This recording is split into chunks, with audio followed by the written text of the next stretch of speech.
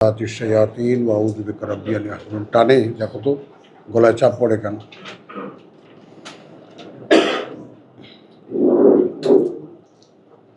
আচ্ছা, আমরা বেশ কিছুদিন যাবৎ একটা শব্দ নিয়ে আমরা মোটামুটি একটা প্রচেষ্টার মধ্যে আছি, এবং সেই প্রচেষ্টা একটা সত্যকে উদ্ধার করার জন্য। সেই সত্যটা হলো, যেমন আমরা জানা এবং অবগতি। তো আমাদের ভাই আজকে উপস্থিত নাই, সে আমাদেরকে মনে করিয়ে দিয়েছে। হ্যাঁ, আসো। কোথায় বসতে দিও ওকে, বলো। এইখানে এসে বসো, তুমি আমার এখানে এসে বসো। কেন, সমস্যা কি? এখানে এসে বসো। তাহলে তুমি জায়গা দিয়ে দাও। তামিম এখানে বসো।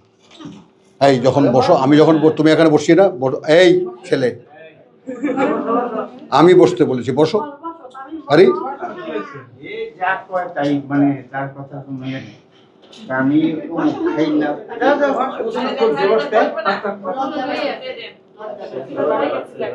দেন, এখানে দেন। আচ্ছা, তো একটু লক্ষ্য করি আমরা যে শব্দ চর্চা আমাদের দীর্ঘদিনের একটা সাবজেক্ট। আমরা দীর্ঘদিন যাবত এই শব্দ নিয়ে, শব্দকেন্দ্রিক কোরআনের কিছু প্রসঙ্গ উঠে আসে, এবং আমরা ধারাবাহিক পড়া এবং কোরআন সূরা ধরে ধরে পড়া, এই নানান ধরনের পড়া এবং অধ্যয়ন কোরআনের আছে, আমাদের সমাজে আছে, আমরা করি, নিজেরাও করি। তো কিন্তু সেখানে কিছু কিছু গ্যাপ থেকে যায়, ফাঁকা থেকে যায়। তো এইটা মোটামুটিভাবে একটা দীর্ঘদিন বলবো না, একটা সময় আল্লাহ তাআলা আমাকে এখানে রেখেছেন। তো সেই সময়ের অভিজ্ঞতা থেকে আমি বলছি যে সাধারণ পাঠক যারা, তাদের কাছে অনেক শূন্যতা, অনেক গ্যাপ, যেটা পূরণ হয় না কোনোভাবেই। কারণ কোরআন বোঝাটা আসলে, কোরআন পড়া একরকম, কিন্তু কোরআন বুঝতে পারা এটা আরেকটা স্টেজ, এবং তারপরে কোরআন দেখতে পারা, তিনটা স্টেজ এখানে। এই কথাটা মনে রাখতে হবে, কারণ কোরআন এমন একটা দৃশ্যের বর্ণনা, এমন একজন মানুষের অবয়বের বর্ণনা, যে মানুষটা মুহাম্মদ রাসূলুল্লাহ, যে নমুনা মানুষকে আমাদের জন্য পাঠিয়েছিলেন, সেই মানুষটা যা এবং যেভাবে তিনি তা মানুষকে বলেছেন এবং বলেছেন, এই দুইয়ের মধ্যে যে সামঞ্জস্য এবং দুইয়ের মধ্যে যে ম্যাচিংটা, সেইটা আমাদের মধ্যে আসে না। কেন আসে না? আমরা পড়ি, আমরা একালের মানুষ, আমরা অনেক আন্ডারস্ট্যান্ডিং, সেই আগের কালের মানুষের অনেক সত্য তারা বুঝতে না পারলেও আমরা এখন বুঝি। এই ইকো হয়।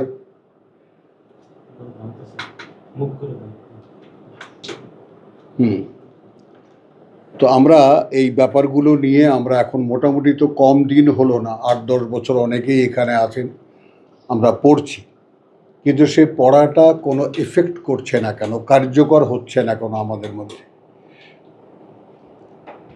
দুটো কথা এখানে আছে, যে নাহাদি বিহি মান্নাশা, তাই না? আল্লাহ তাআলার কথা, 40 নম্বর সূরা না 42 নম্বর সূরার আয়াত 52, 41, 42-এর 52। আচ্ছা, এই টার্মটা একটু লক্ষ্য করি আমরা, যে ওয়ামা কানা লি বাশারিন আন ইউকাল্লিমাহুল্লাহ,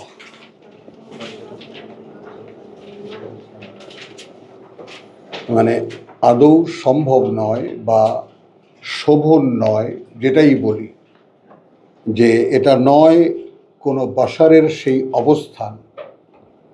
আমরা এখন যে অবস্থায় আছি, আদম পুত্র বাশার অবস্থায় আছি, তো কোনো বাশারের এই অবস্থান নয় যে ইউকাল্লিমাহু আল্লাহ, যে কথা বলবেন সরাসরি তার সাথে আল্লাহ। কথাটা একটু খেয়াল করো, যেখানে তিনি, আমরা সূরা বাকারার 253-তে দেখেছি, ওয়াক্কাল্লামা মূসা তাকলিমা, কাল্লামা ইব্রাহিম, কথা বলেছেন ইব্রাহিমের সাথে, এটাও আমরা দেখেছি। তো তিনি কথা বলেছেন এই কথাটা, কিন্তু বাশারের সাথে কথা বলেছেন সেইটা একটা দেখার ব্যাপার। সেটা হলো বাশার যখন বাশারিয়াত থেকে উন্নীত হয়, এটাও একটা টেকনিক্যাল ব্যাপার। বাশার যখন বাশারিয়াত থেকে উন্নীত হয়, অর্থাৎ যাকে রিসালাত আল্লাহ দেন তাকে মনোনীত করেন, বাছাই করেন এবং তাকে পিওর করেন, তারপর তাকে দিয়ে কথা বলা। যখন তিনি সম্পূর্ণ আল্লাহর নিয়ন্ত্রণে আসে, একটা মানুষ যখন সম্পূর্ণ আল্লাহর নিয়ন্ত্রণে আসে, তখন আল্লাহ সেই মানুষটাকে তার একটা আমরা যেটাকে বলি যে পুতুল বলি, কৃতনক বলি, তার একটা পুতুল এবং একটা মাইক এই হিসেবে তিনি ব্যবহার করেন। খুব তুচ্ছ উদাহরণ দিলাম আমি, যে এই মানুষটাকে দিয়ে তিনি আসলে মানুষকে দেখান যে মানুষের জন্য তিনি কি বলেছেন, কি করতে বলেছেন, কিভাবে করতে বলেছেন সরাসরি। তাহলে আমরা আদম পুত্ররা সেই অবস্থানে নাই যে অবস্থানে আল্লাহ সরাসরি আমাদের সঙ্গে কথা বলবে। আগে পজিশনটা ঠিক হোক। আমরা সেই অবস্থানে নাই যে আল্লাহ আমাদের সঙ্গে কথা বলবে। তবে ইল্লা ওয়াহিয়ান, ব্যতিক্রম হয় হঠাৎ করে মনের মধ্যে জাগিয়ে দেন। এই ওয়াহির মানেটা একটু বুঝতে চেষ্টা কর। হঠাৎ করে মনের মধ্যে জাগিয়ে দেন। আও মিন ওয়ারাই হিজাবিন, আমরা এর নমুনা সূরা তহায় দেখেছি। একটা গাছের আড়াল থেকে আল্লাহ মূসার সঙ্গে কথা বলেছেন। আমরা ওটাকে ফর এক্সাম্পল ইউজ করতে পারি, অথবা কোনো আড়ালের আবডাল থেকে তিনি কথা বলেন বাশারের সঙ্গে। আও ওয়াহিয়ান আও ইউরসিলা রাসূলান, অথবা তিনি পাঠান কোনো একজন ফেরেশতা বার্তাবাহক। ফা ইউহিয়া, তারপর সে ওহী করে যায় বিইজনিহি, তার ইচ্ছা অনুযায়ী বা তার সম্মতিতে যে কথা তাকে বলতে হবে সে কথা বলে যায়। মা ইয়াশা, যা তিনি ইচ্ছে করেন। তো তিনটা আমরা দেখলাম, হঠাৎ করে মনে জাগিয়ে দেওয়া, দ্বিতীয় কোনো আড়ালের আবদাল থেকে, তৃতীয় কোনো বার্তাবাহকের মাধ্যমে, কোনো ফেরেশতা বার্তাবাহকের মাধ্যমে মানুষের কাছে পাঠান। আমরা যেই স্বপ্ন নিয়ে এখানে দাঁড়াই, চেষ্টা করি, কোরআন পড়ি, আমাদের একটা স্বপ্ন আছে, সেটাও কোরআনের স্বপ্ন, আল্লাহর দেখানো স্বপ্ন। সূরা হাজের আমি যেতে বলছি না কাউকে, যখন যাবার তখন যাবা। সূরা হাজের আয়াত 75-এ আছে, আল্লাহ ইয়াস্তাফি মিনাল মালাইকাতি রুসুলান ওয়া মিনান নাস। এখন ফেরেশতারা নিজ অস্তিত্বে পবিত্র অস্তিত্ব, কোনো পাপ তাদেরকে স্পর্শ করে না। তো এখন একটু খেয়াল করার ব্যাপার এইটা, যে তাদের মধ্যেও তার বার্তা নিয়ে কোনো একজন নির্বাচিত মানুষের কাছে সে আসবে, এই জন্য বাছাই করেন ফেরেশতাদের মধ্যে থেকেও। এই কথাগুলোর গুরুত্ব যদি আমাদের কাছে আমরা গল্পের মতো পড়ে যাই বলে ভেতরে কিছু আসে না। এটা কোনো গল্প নয়, এটা বাস্তবতা। কারণ আমরা তো দেখেছি গত রমজানে আল্লাহর দেওয়া যে অদৃশ্য প্রশাসনে আমরা বিশ্বাস করি, যে আমরা যারা বেঁচে আছি মানুষ এই পৃথিবীতে, তারা আসলে কি অবস্থায় আছি, অদৃশ্য প্রশাসনিক শাসনের অধীনে আছি। আমরা জগতে যে সমস্ত শাসন প্রশাসন দেখি, এগুলো সব ফান, এগুলো সবই তামাশা। কথাটা বুঝছো? মূলত আমরা সকলেই আসলে আল্লাহ নির্ভর, এবং এই আল্লাহ যেভাবে গোটা পৃথিবীটাকে পরিচালিত করেন ফেরেশতাদেরকে দিয়ে, তার উপরেই আমরা বেঁচে আছি। এই বাতাস, আলো, যা কিছু আমরা প্রকৃতি থেকে আমরা পাই বা নেই, এই প্রকৃতিই আমাদেরকে, আমরা দেখি তো যে প্রকৃতির উপরেই আমরা বেঁচে আছি। তো এই যে ব্যবস্থাপনা, সেই ব্যবস্থাপনার মধ্যেই আমরা আছি।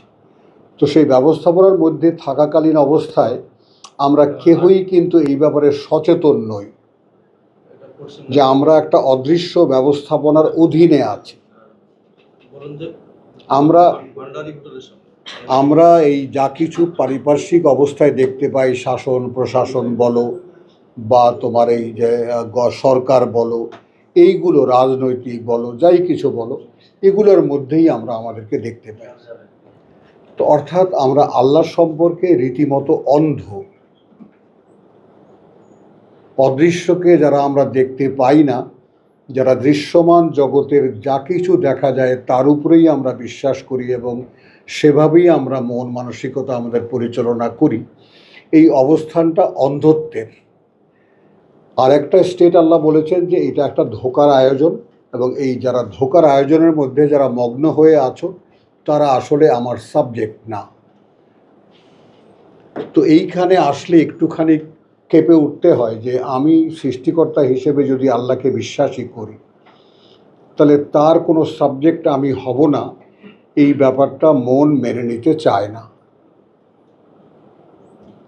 এখন যদি কেউ এটাকে মেনে নেয় তো সে মেনে নিল, আর যদি কেউ মেনে না নেয় যে আমাকে দেখতে হবে আমার আসল পরিচয় কি, কেন আমাকে আমার সাথে আল্লাহর সাথে যুক্ত হতে হবে, তো সেই সমস্ত কারণগুলোই কোরআনে বিধৃত, একদম পুঙ্খানুপুঙ্খ রূপে বলে দেওয়া আছে। তো সিস্টেমটা দেখালাম যে স্বয়ং সৃষ্টিকর্তা মানুষের সঙ্গে কথা বলবেন না, মানুষ সেই পজিশন হারিয়েছে। আমাদের তো মনে আছে যে আমাদের পিতা আদমকে আল্লাহ দেখিয়ে দিয়েছিলেন এই কিন্তু তোমারও শত্রু, তোমার বউয়েরও শত্রু, তারপরেও আমাদের বাবা তার কথাই শুনেছিল। ফলে তার যে মূল অবস্থান সেখান থেকে তাকে নামিয়ে দিয়েছিলেন, শয়তান বের করে দিয়েছিল। ফাআখরাজাহুমা, আল্লাহ বের করে দেননি, শয়তান তাদেরকে সেখান থেকে বের করে নিয়ে আসছিল। তখন এই শয়তান সম্পর্কে তো আমাদের অধিকাংশ, কেন পৃথিবীর মানুষেরই কোনো অবগতিই নাই যে শয়তান আমাদের জীবনের একটা সাবজেক্ট। অথচ এই পৃথিবীর জীবনটা শয়তানের সঙ্গে লড়াইয়ের জীবন, যেটা কোরআন আমাদেরকে বলে। কোরআনে কোনো একটি বিষয় যদি দুবার আসে তাহলে তার গুরুত্ব অপরিসীম। আর যেখানে 7বার এই প্রসঙ্গটায় কোরআনে এসেছে, তাহলে তার গুরুত্ব কতটা, যেটা আমাদের পাঠ্য হওয়া উচিত ছিল, আমাদের চিন্তা চেতনার একমাত্র সাবজেক্ট হওয়া উচিত ছিল, আমাদের মনোভাবনার একমাত্র বিষয় হওয়া উচিত ছিল, কিন্তু আদৌ তা হয়নি। এই হলো বাস্তবতা। তো আমরা সেই যুগের মানুষ যেখানে আমরা স্বয়ং সৃষ্টিকর্তার বা অদৃশ্য জগতের অনেক কিছু সম্পর্কেই জানিই না, কোনো অবগতিই আমাদের নাই। তো এইখানে এসে জানা এবং অবগতির দুটো বিষয়ের একটা পার্থক্য আমার কাছে দৃশ্যমান হয়েছে, যে আপনাদের অনেক কিছুই জানা আছে কিন্তু আপনাদের অবগতিতে নাই। একটা মিউনিসিপ্যালিটি বা কোনো একটা কর্তৃপক্ষের যদি একটা নোটিশ হয়, এত দ্বারা বিশেষ অবগতির জন্য জানানো যাইতেছে যে, একই লাইনের শব্দ দুটো আসে, এত দ্বারা বিশেষ অবগতির জন্য জানানো যাইতেছে যে অত তারিখের মধ্যে যদি আপনি এই ট্যাক্স আদায় না করেন তাহলে বাড়ি ক্রয় করা হবে। আমরা একেবারে হুড়মুড় করে টাকা পয়সা জোগাড় করে আমরা ট্যাক্স দিয়ে আসি। তো ঠিক এই রকম এই অবগতিতে যদি কোরআন থাকতো, তাহলে এর প্রত্যেকটা কথা ঠিক একইভাবে, যেভাবে ট্যাক্স আদায় করতে ধারকর্য করে টাকাটা দিয়ে আসলাম, ওইভাবে আল্লাহর আদেশটা মেনে আল্লাহকে দেখাতাম, এই দেখো আমি তোমার কাজটা যেভাবে বলেছো সেভাবে করেছি। তাহলে ইউমিনুনা বিল গায়ব, যে কথাটা কোরআন প্রথমেই সমাধান করে দিয়েছে, আল্লাযীনা ইউমিনুনা বিল গায়ব, যারা বিশ্বাস করে অদৃশ্য পরিচালনা। তাহলে আল্লাহও জানতেন, আর যে আমার এই বান্দা আমাকে বিশ্বাস করে, আর আমরাও মোটামুটিভাবে জানতাম, আমাদের অবগতিতে থাকতো যে আমি যে আল্লাহকে বিশ্বাস করি সে কথাটা আল্লাহ জানেন। তো এই যে দুই পক্ষ, আল্লাহ এবং তার বান্দা, এখন এটাই তো আমরা জানি না, আমাদের না জানার মধ্যেই সব, জানার মধ্যে কিছুই নাই। আর অবগতি বলতে কিছুই নাই। এখন দেখো এই অবগতিটা এখানে আনা যায় কি না, যে আল্লাহ আমাদের সেই পজিশনই নয় যে সরাসরি আল্লাহ আমাদের সঙ্গে কথা বলবেন। তিনটি মাধ্যম তিনি নেন, একটা মনে জাগিয়ে দেন, একটা আড়ালের আবডাল থেকে, আর একটা ফেরেশতা পাঠিয়ে ওহী করে যান। তো এখন আর সেই রকম ওহী হবে না। কীরকম ওহী হবে? ওহী হবে সূরা তহায় আমরা পড়েছি যে ওহী হবে আমি পড়ব, আমার পড়ার মধ্যে যদি আমার বুঝতে আমি আল্লাহর কাছে চাই যে প্রভু তোমার কথা আমি পড়েছি বটে, আমি বুঝতে পারি না, তাহলে তিনি বুঝিয়ে দেবেন। এটা হলো আমাদের জন্য ওহী। যেমন আমাদের ধর্ম যারা ব্যবসা করেন তারা যেমন একেবারে ক্যাটাগরিক্যালি একটা মানে নিষিদ্ধতা আরোপ করে দিয়েছেন, ওহীর দুয়ার বন্ধ। অথচ এখানে কোরআন বলছে ওহীর দুয়ার খোলা। কোনটা বিশ্বাস করব? তো কোরআনে এসে আমরা যে সমস্যায় পড়েছি, এর সমাধান কি কোরআন আমাদেরকে দিতে পারবে অথবা পারবে না? তো সেই জন্য এই চেষ্টাগুলো আমরা করি। এরপরে রসুলকে বলছেন ওয়াকাযালিকা আওহাইনা ইলাইকা রূহান মিন আমরিনা, আয়াত 52। এবং ওভাবেই আমরা ওহী করেছি তোমার প্রতি একটি চেতনা আমাদের আদেশের। মা কুন্তা তাদরি মা আল কিতাব। এইখানে এসে মোহাম্মদ রসুল্লাহর সঙ্গে আমাদের সব একদম মিলে যায়। আমরাও ছিলাম না এমন যে আমরা জানতাম কিতাব কি, আমরাও ছিলাম না এমন যে আমরা জানতাম কিতাব কি। ওয়ালা আল ঈমান, অতএব নয় ঈমানও। এই ধাক্কাটাকে সামলাবেন। কিতাব না জানলে ঈমান জানা হয় না। ঈমান তাহলে একটা জানার ব্যাপার।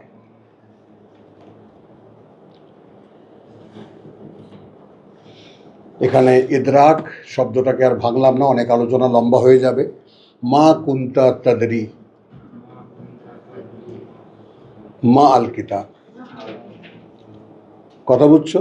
যে না তুমি ছিলে এমন যে তুমি জানতে কি কিতাব কি, এই কিতাব ওয়ালা আল ঈমান, অতএব না তুমি জানতে ঈমান।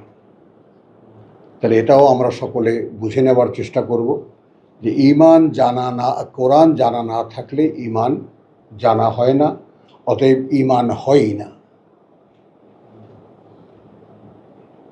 এটা লক্ষ্য করো ব্যাপারটা।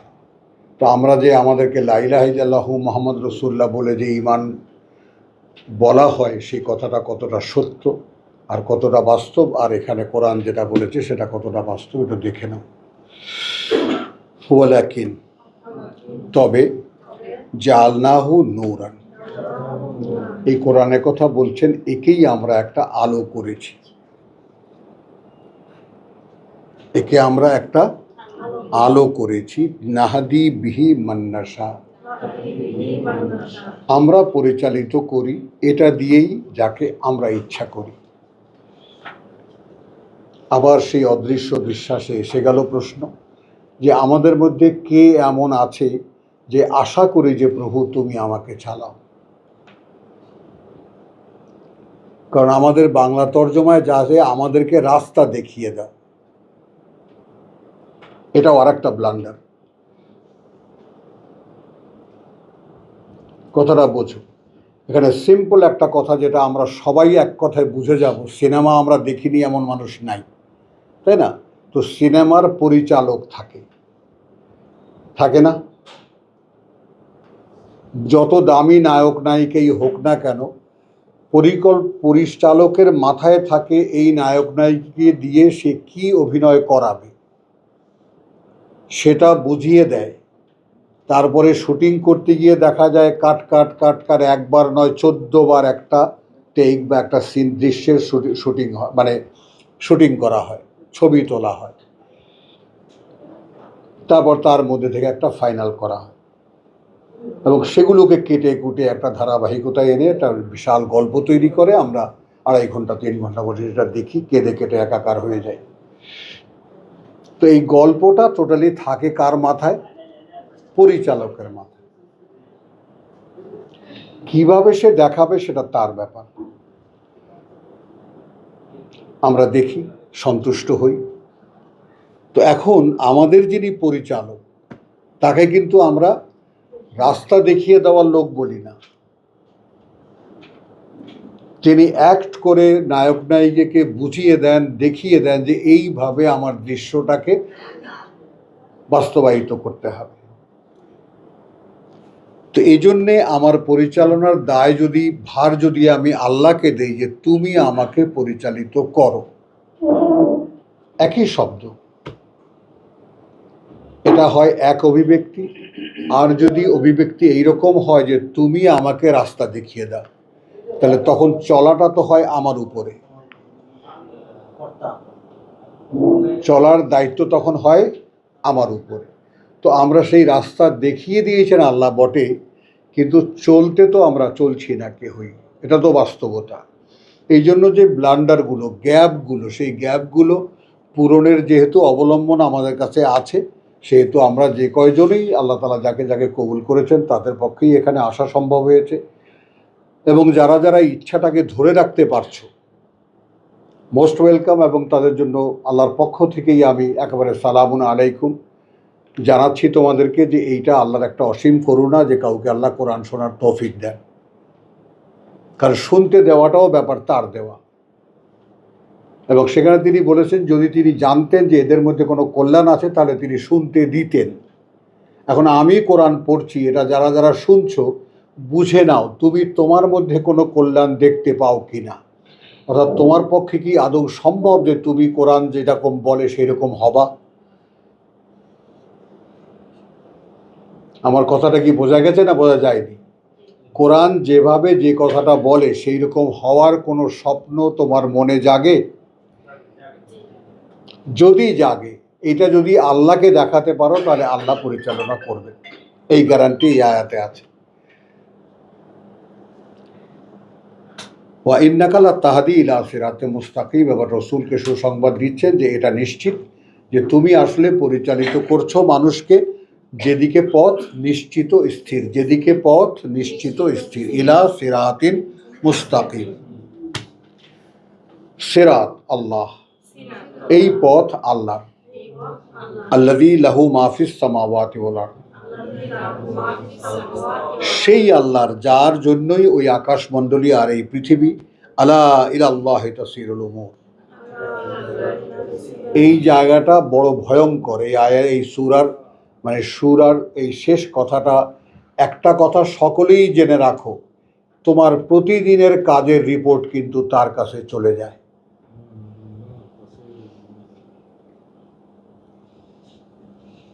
এখন সারাদিন মানকে কি করো বুঝে নাও।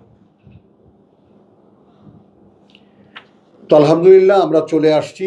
আমরা একটা জিনিস দেখালাম যে এখনো আমরা আমাদের সাথে যুক্ত হওয়ার আল্লাহর যে ব্যাপারটা সেইটা এখনো সম্ভব। আর আমরা সূরা হজের যে আয়াতের কথা বলেছি সেখানে আল্লাহ বলেছেন মুহাম্মদ রাসূলুল্লাহর পরবর্তীকালে, অর্থাৎ এই যুগে, তার পরবর্তী যুগে মানুষের মধ্যে থেকে তিনি তার বার্তাবাহক নিয়োগ দেবেন, অর্থাৎ পিয়নের চাকরি দেবেন। কেন পিয়নের চাকরি? কারণ মুহাম্মদ রাসূলুল্লাহর কাছে কথা আসতো সরাসরি ওহীর মাধ্যমে, তার অন্তরে জিবরাইল আমিন দিয়ে যেতেন, তিনি তা তার ভাষায় ব্যক্ত করতেন বা তার মুখ দিয়ে তিনি প্রকাশ করতেন এবং যা করার তা করে দেখাতেন। এইটা এরকম সরাসরি আমার দিকে দিচ্ছ কেন? ঘুরিয়ে দাও।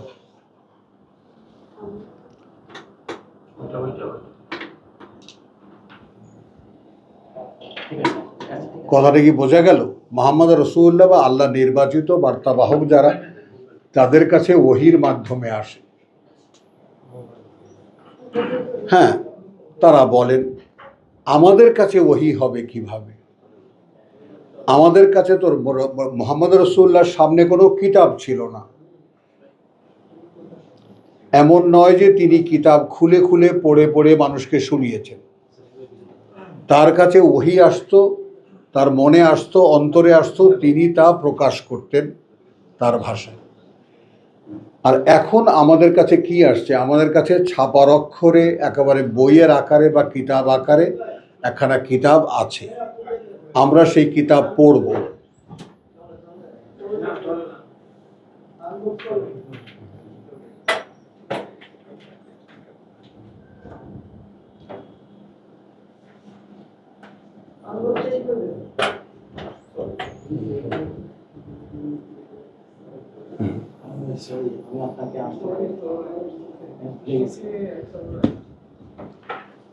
আলহামদুলিল্লাহ, আমাদের একজন নতুন মেহমান এসেছে।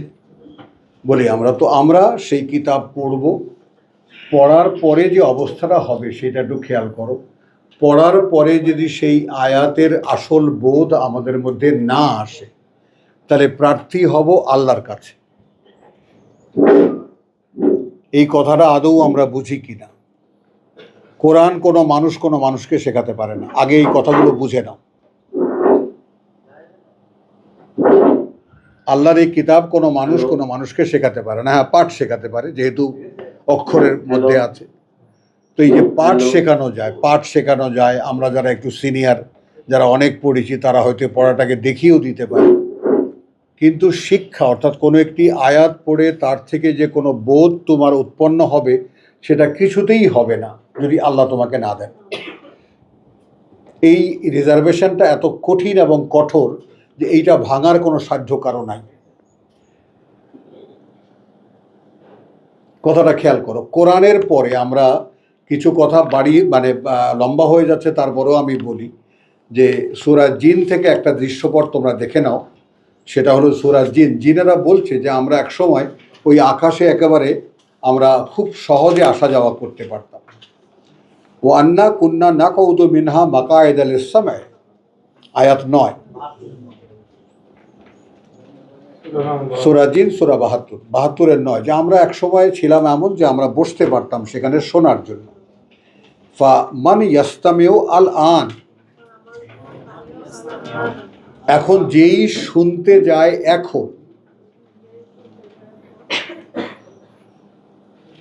এটা কোরআনের আয়াত পড়ছি আমরা, সেই সময়কার জিনেরা বলছে এখন আমরা যারা শুনতে যাই, ইয়াজিদ লাহু শিহাবান রাসাদা, সরাসরি সে পেয়ে যায় তার জন্য একটি উল্কা পিণ্ড ছুটে আসছে গুলির মতো। ওয়া আন্না, আরো এই যে লা নাদরি, আমরা জানি না, আমরা বলতে পারি না। আর শাররুন উরিদা, মন্দ কিছু কি পরিকল্পনা করা হচ্ছে, বিমান ফিল আরদে, তাদের ব্যাপারে যারা আছে এই পৃথিবীতে। আও আরাদা বিহিম রাব্বুহুম রাশাদা, নাকি পরিকল্পনা করা হচ্ছে তাদের জন্য তাদের প্রতিপালক ভালো কিছু। তাহলে যেই জিনেরা এই কোরআনের আগে আকাশ এত সংরক্ষিত ছিল না, এখন সংরক্ষিত কেন?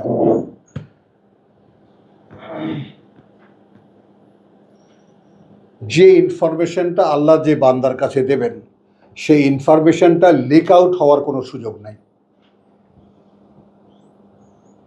যেটা আগে অহরহ হতে পারত। তোমার কাছে যে মেসেজটা ফেরেশতা নিয়ে আসবে, এইটা শুনে ফেরেশতাদেরও আগে স্পিডে, কারণ পৃথিবীতে গতি প্রকৃতির দিক থেকে তোমার জিনেরা শক্তিশালী, তো ফেরেশতারা কোনো বার্তা নিয়ে আল্লাহর কাছ থেকে আসার আগেই সেটা যখন তারা বলতে বলতে নেমে আসে বা আবৃত্তি করতে করতে নেমে আসে, তার আগে তারা শুনে সেখান থেকে আরও বেশি আগে চলে আসে তাদের হুজুরদের কাছে, কথা লিক হয়ে যায়। এই রিজার্ভেশনটা বুঝতে পারলাম কি, অনুমান করতে পারলাম কি, একটি কথা সরাসরি আল্লাহ তোমাকে বলবেন। প্লিজ, ইচ অফ আস, প্রত্যেকেই ব্যাপারটা একটু বুঝতে চেষ্টা করো। পার্সোনালি তোমার সঙ্গে আল্লাহ কথা বলবেন, এটা সেই মাধ্যম। আমাদের তো দুর্ভাগ্য যে আমাদেরকে কেউ কোরআনের বাস্তবতা কেউ দেখায়নি, কেউ বোঝায়নি। কোরআন এমন একটা মিডিয়া, এমন একটা মাধ্যম, যেই মাধ্যমে স্বয়ং সৃষ্টিকর্তা ইন্ডিভিজুয়াল প্রত্যেকটি ব্যক্তির সঙ্গে কথা বলবেন। বোঝা গেল কথাটা? বলতে পারলাম আমি?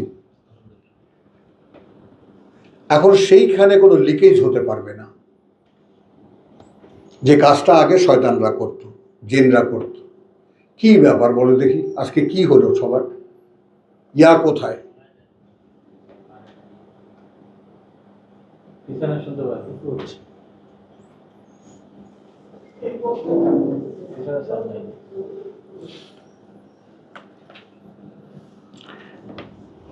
আলহামদুলিল্লাহ। কমাও কমাও, আমার অস্বস্তি লাগে, কমাও, আরো কমাও। হ্যাঁ, কথাটা বুঝেছ? নাও, আরো কমাও। এখন আরো কমাও। হ্যাঁ, ঠিক আছে, থাক। তাহলে কথাটা যদি নও নও, কমাও কমাও। ইকো কমাও না কেন? ইকোটা কমাও, সাউন্ড কমায়ও না।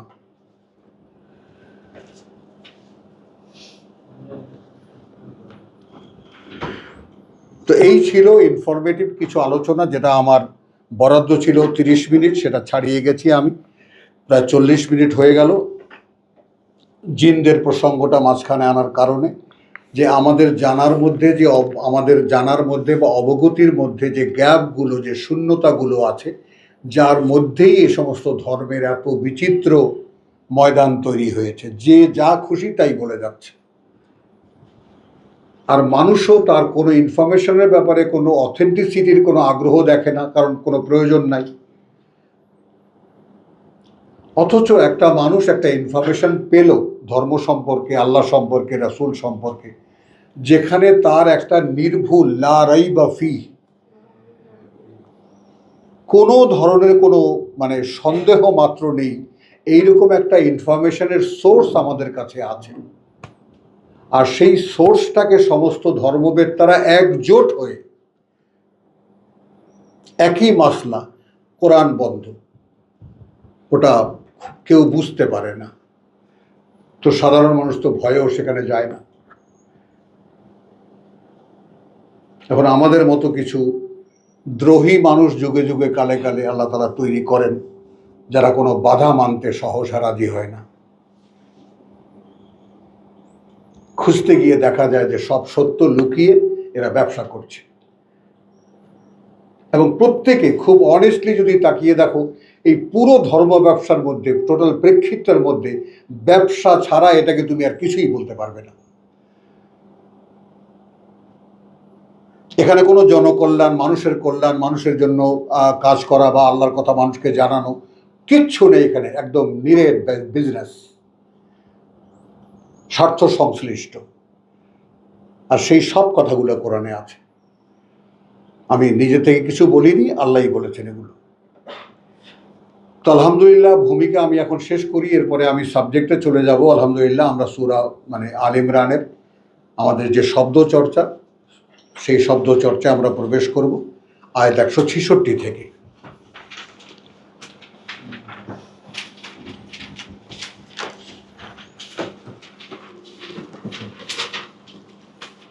একটা যুদ্ধের প্রেক্ষিতের কথা বলা হচ্ছে।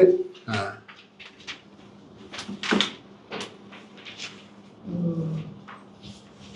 একটা যুদ্ধের। হায়দার, তুমি কি শুনতে পাচ্ছ কি অবস্থা? ও গেছে কোথায়?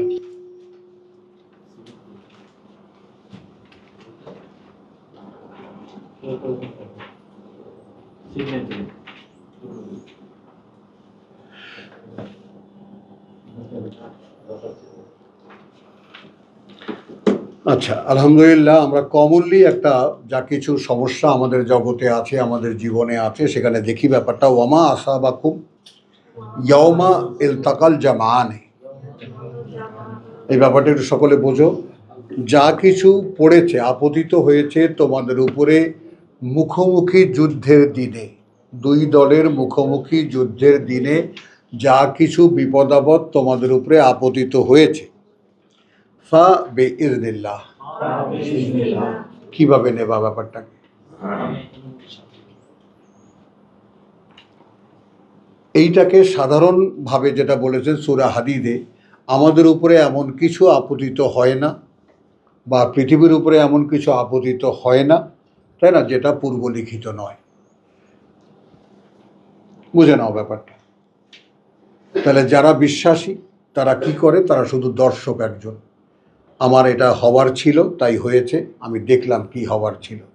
আর সে তখন কারণ খোঁজে, যদি ভুল কিছু হয়ে থাকে তাহলে তার কারণে আমার এই ক্ষতিটা হলো, যদি আমি ভুল করে থাকি। আর যদি আমি পুণ্য করে থাকি তাহলে তার ফল হিসেবে এই ভালোটা আমার হলো। এটা আবার একটা বড় সাবজেক্ট, এক সময় আমরা আবার এটার দিকে যাব।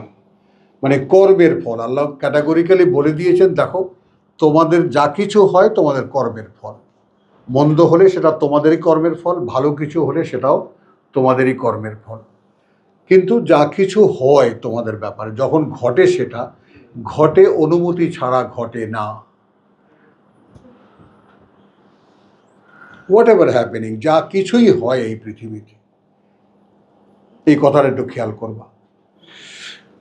ওয়ামা আসাবাকুম ইয়মাল তাকাল জামানে, আর যা কিছুই আপতিত হয়েছে তোমাদের উপরে মুখোমুখি হওয়ার দিনের দুই দলের, ফা বিইজনিল্লাহ, সেটা এই কারণে যে আল্লাহ ইচ্ছা করেছেন বা আল্লাহর অনুমতি সাপেক্ষে।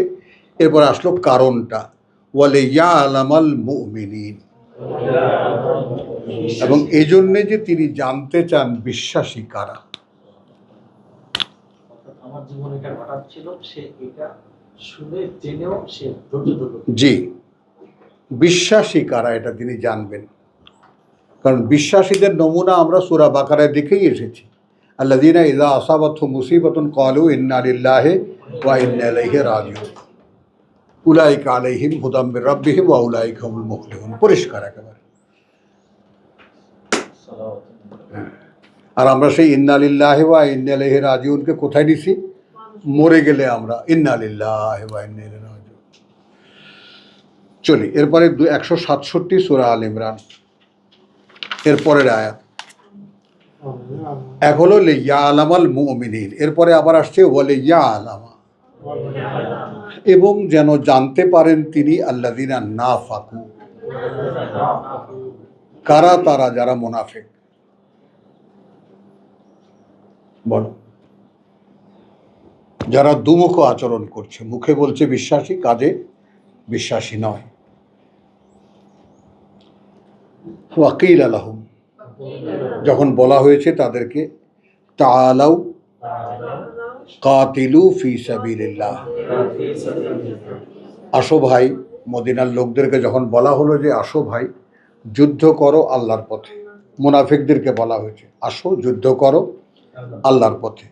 আও ইদফাউ, অথবা অন্তত এই মদিনার যে প্রতিরক্ষা চুক্তি ছিল, এখন যেমন আমরা সবাই আমরা ইসলাম আলাদের মুখ থেকে শুনি যে রাসূল মদিনায় গিয়ে সবাইকে মিলে একটা সর্বসম্মত মদিনা প্রতিরক্ষা চুক্তি করেছিলেন, যে আমরা মদিনা যদি বহির্শত্রুর দ্বারা আক্রান্ত হয় তাহলে আমরা সবাই মিলে একসাথে প্রতিরোধ করব। তাহলে দুটো অফার, একটা অফার হলো আল্লাহর রাস্তায় যুদ্ধ করা, আল্লাহর পথে যুদ্ধ করা।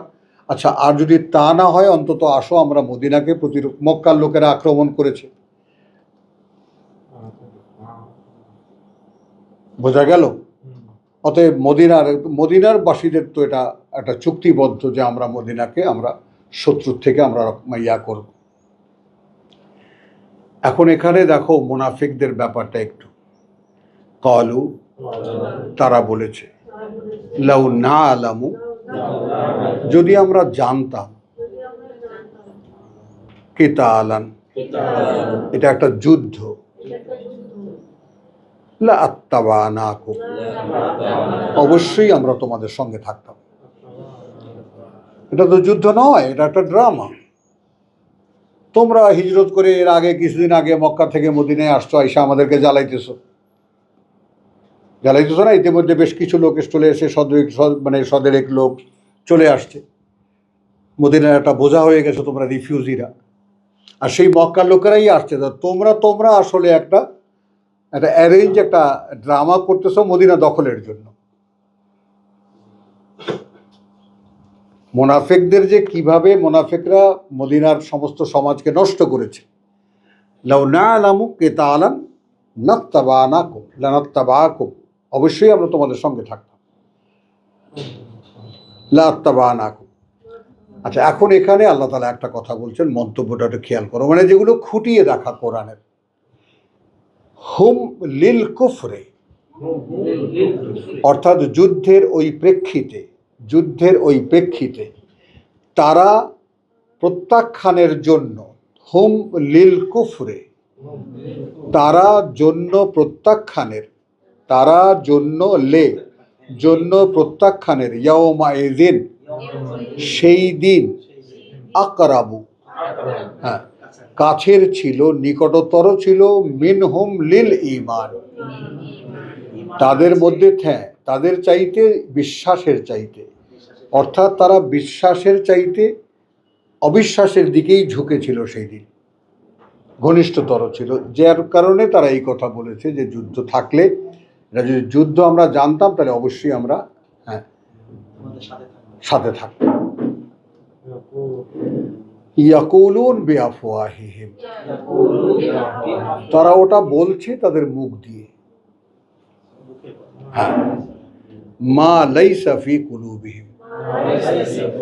এইবার মুনাফিক চেনা গেল, আদৌটা নেই তাদের অন্তরগুলোর মধ্যে। আল্লাহু আ'লাম।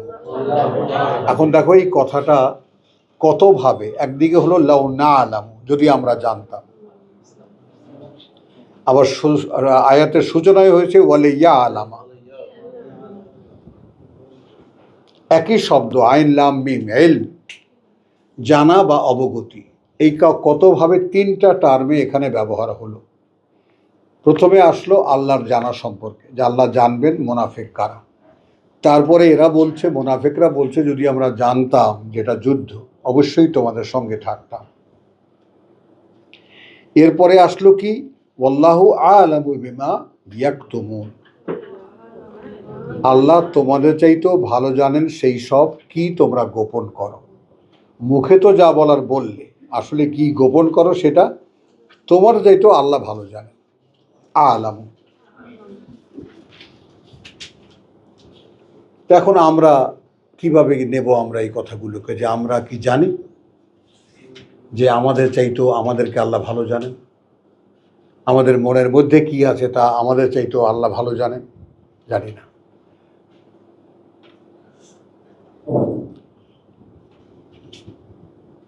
কথাটা বোঝা গেল? জানি না। জানো কি বলো?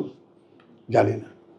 এই চেষ্টাটা আমাদের এইখানে, যে আল্লাহ তাআলা এত দূর দূরান্ত থেকে তোমরা আসো, কষ্ট করো, কষ্ট যেন সার্থকতার একটা পরিণতিতে নিয়ে যায় আমাদেরকে, বেকার যেন কোনো একটা আনুষ্ঠানিকতা না হয়, যে গেলাম, কোরআন পড়লাম, কোরআন শুনলাম, খুব পুণ্য হলো না। এই সমস্ত সওয়াব টওয়াবের, এগুলো সব ধার্মিকদের, মানে ধর্ম ব্যবসায়ীদের কথা। এখানে সরাসরি আল্লাহর কথা বান্দার সঙ্গে সম্পর্ক স্থাপনের। যদি কেউ সম্পর্ক করতে চাও তাহলে আসো, আর যদি না হয়, কোনো সওয়াব কামাই করতে চাও, তাহলে এখানে সওয়াব বিলানো হয় না।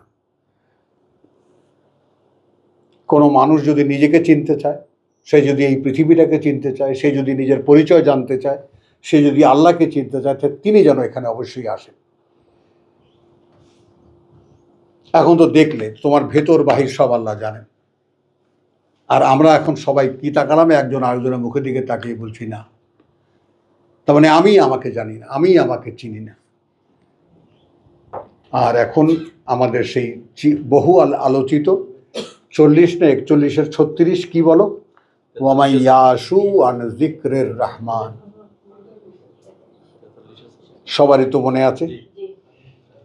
যে অন্ধকারে থাকবে ব্রহ্মা পরম করুণাময়ের এই পাঠ্য থেকে, নুকাইয়্যিদ লাহু শাইতানান, স্বয়ং সৃষ্টিকর্তার কর্তৃপক্ষীয় অর্ডার, এটা শয়তান তার উপরে চাপিয়ে দেওয়া হয়।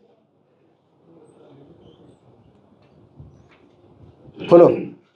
আর ইন্নাহুম ইয়াসুদ্দুনাহুম আনিস সাবিল, এবং সেই শয়তানগুলো কোনোভাবেই তাদেরকে যে কোনোভাবে ফিরিয়ে রাখে পথ থেকে। ওয়ান্নাহুম ওয়া ইয়াহসাবুহুম আন্নাহুম মুহতাদুন, আর তারা মনে করে যে আমরা আছি সঠিক পথে। এই রহস্যটা যদি আমরা আমাদের এই চশমাটা লাগিয়ে যে সমস্ত ধর্মীয় গোষ্ঠীর দিকে তাকাই, কি দেখব? কারণ কোরআন ছাড়া ধর্ম কথা হয় কিভাবে বলো? আল্লাহর কথা আল্লাহর পাঠানো কিতাব ছাড়া হয় কিভাবে? হচ্ছে তো,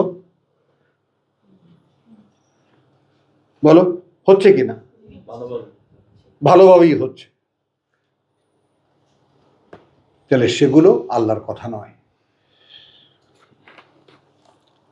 তো আলহামদুলিল্লাহ, সূরা মায়েদা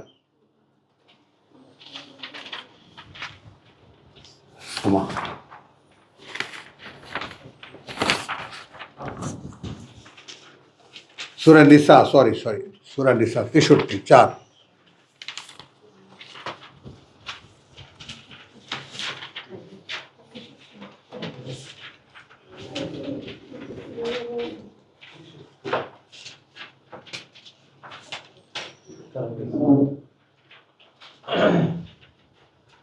আচ্ছা, লম্বা নেওয়া যাবে না, ছোট্ট ছোট্ট এপিসোড দিচ্ছি আমরা। ফাকাইফা ইযা আসাবাতহুম মুসিবাতুন, 62। তখন কেমন হবে, তখন কেমন হবে, হ্যাঁ, বা তখন কেমন হবে যখন চেপে বসবে তোমাদের উপরে কোনো বিপদ। আসাবাতহুম, তাদের যখন আক্রমণ করলো তাদের উপরে কোনো বিপদ। বিমা কাদ্দামাত আইদিহিম, আল্লাহ কিন্তু দায়িত্ব মাথায় নিলেন না। তাদের উপরে বিপদ এসে পড়েছে কি কারণে? যা তারা তাদের কর্ম দিয়ে আগাম পাঠিয়েছিল।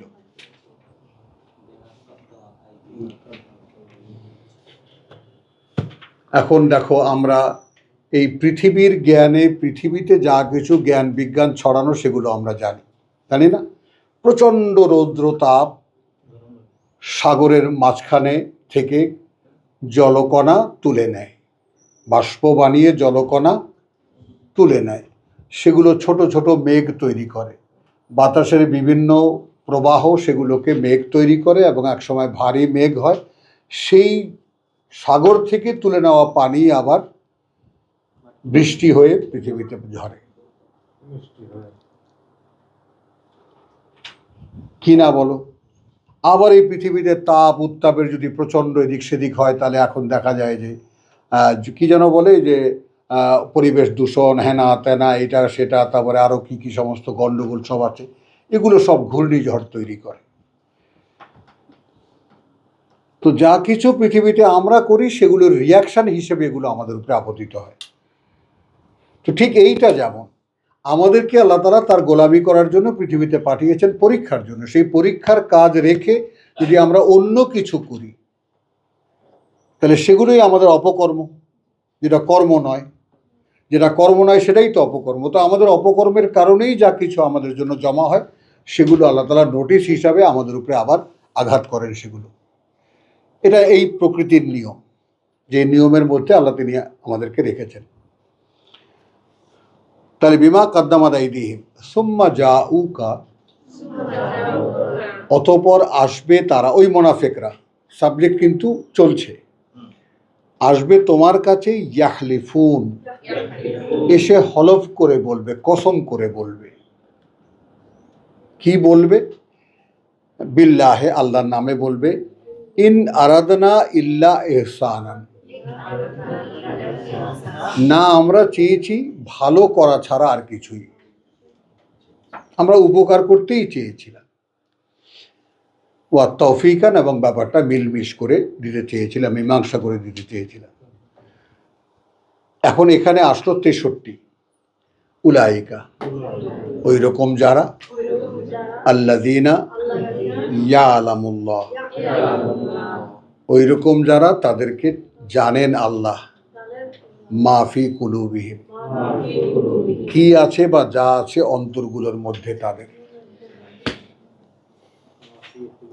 বলেন, আমরা এখানে কিভাবে মেলাবো? আমাদের মনে কি আছে আল্লাহ জানেন না? জানেন। এবং সেই জানাটা, আল্লাহর আমার সম্পর্কে আল্লাহর জানাটা কিভাবে নেব আমরা? অবগতিতে নেব না জানা হিসেবে নেব? কারণ জানার ব্যাপারটা বলে নেই। জানার ব্যাপারটা এরকম যে পৃথিবীতে ঢাকা স্টেডিয়ামে ক্রিকেট খেলা হয়, আর আমি ক্রিকেট খেলা পছন্দ করি না, মনে কর, কিন্তু আমি জানি খেলা হচ্ছে, ঢাকা স্টেডিয়ামে ফুটবল খেলা হচ্ছে, আমি ফুটবল পছন্দ করি না, হচ্ছে তো। তো এরকম রাজনীতিতে জামাত ইসলামী এইটা বলেছে, বিএনপি এইটা বলেছে, সরকার এইটা বলেছে, এগুলো জানি না। কিন্তু এই জানার সঙ্গে আমরা সরাসরিভাবে ব্যক্তিগত কোনো সম্পর্ক বোধ করি? দুঃখজনক ঘটনা হলো আল্লাহ সম্পর্ক আমাদের জানা এই পর্যায়ের। বলেন, কে অস্বীকার করবেন?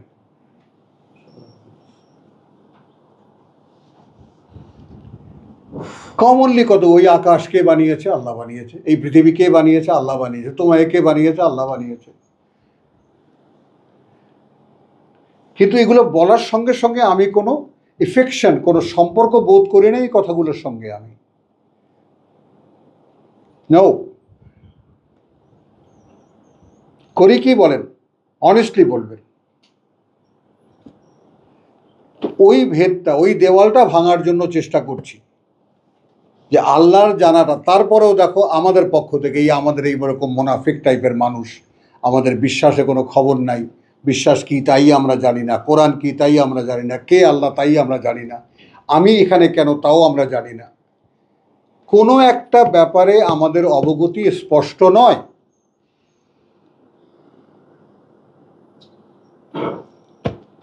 বলো, কোনো একটা ব্যাপারে আমরা আসলে কি জানি? কিছু জানি না। তো সেই যে জানাটা, সেই জানার মধ্যেও আবার জানার মধ্যেও যেটা পার্থক্য আছে সেটাও তো আমরা জানি না। যেমন তোমাকে যদি বলি যে তোমার সম্পর্কে আল্লাহ জানেন, আমি মন্তব্য করলাম, তখন সেই মন্তব্যটার রেজাল্ট এই দাঁড়ালো যে হ্যাঁ, তুমিও এখানে ডাউট করবে না, হ্যাঁ আমার সম্পর্কে আল্লাহ জানতে পারেন। কিন্তু সেই জানা কতটা গভীর, কতটা ব্যাপ্তি, কতটা পরিষ্কার, এই সম্পর্কে কোনো ধারণা আমার নাই বা তোমারও নাই। আল্লাহর জানাটা অ্যাবসলিউট নোয়িং, তিনি সব জানেন।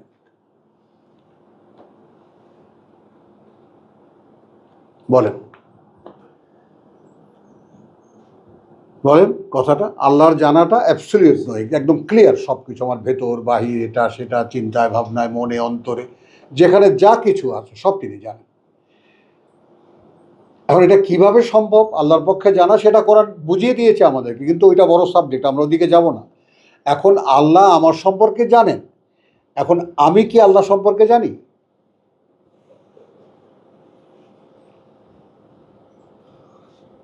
বলেন। তাহলে আমাদের এই রকম একেবারে নিম্ন শ্রেণীর বিশ্বাসী মানুষেরাও আমরা এটা বলতে পারি, আল্লাহ জানেন বললে আমরা মোটামুটি একটা মানসিকভাবে এইটাটা মেনে নিতে পারি যে আল্লাহ আসলে একটু বেশিই জানেন, তাই না? মোটামুটি কিঞ্চিৎ বেশি মাত্রা দিই আমরা, যদি একটু ভালো জানেন। কিন্তু আমাদের জানা আল্লাহ সম্পর্কে যে আদৌ কিছু নেই, এটা কি আমরা জানি? আমরা তো এটাও জানি না। অথচ কোরআন অবগতির জন্য, বিশেষ অবগতির জন্য এই কোরআন পাঠানো হইতেছে, যে এইখানে আপনাদের পরিচয়, এইখানে আমার পরিচয়, এখানে পৃথিবীর সৃষ্টির পরিচয়, এখানে পৃথিবীর পরবর্তীকালে কি হবে, আগে আপনারা কোথায় ছিলেন, এখন এখানে কেন আছেন, এরপর কোথায় যাচ্ছেন, আপনাদেরকে নিয়ে আল্লাহর পরিকল্পনা কি, সব কিছু এখানে বিধৃত। বলো, এখন একটা সিম্পল কোশ্চেন, যে এখানে যে কথাগুলো আমরা এখানে আলোচনা করলাম ছোট্ট এই পরিসরে, সেখানে একজন ইসলামী দল, বড় বড় ইসলামী দল আছে, নাম মেনশন করব না, যারা আল্লাহর কথা বলে, আল্লাহর পথে মানুষকে ডাকে, তারা কি এই সাবজেক্টগুলো সম্পর্কে একবারও কিছু বলে?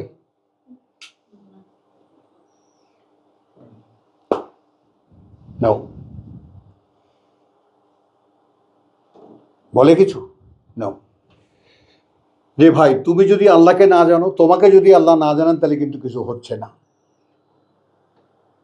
এখন এখানে আমি যখন গাইবান্ধা এরকম সেই 90 সালের দিকে, যখন একটা খুব মাস্তান এক গল্প বলেছি তোমাদেরকে, কার মনে আছে? হ্যাঁ,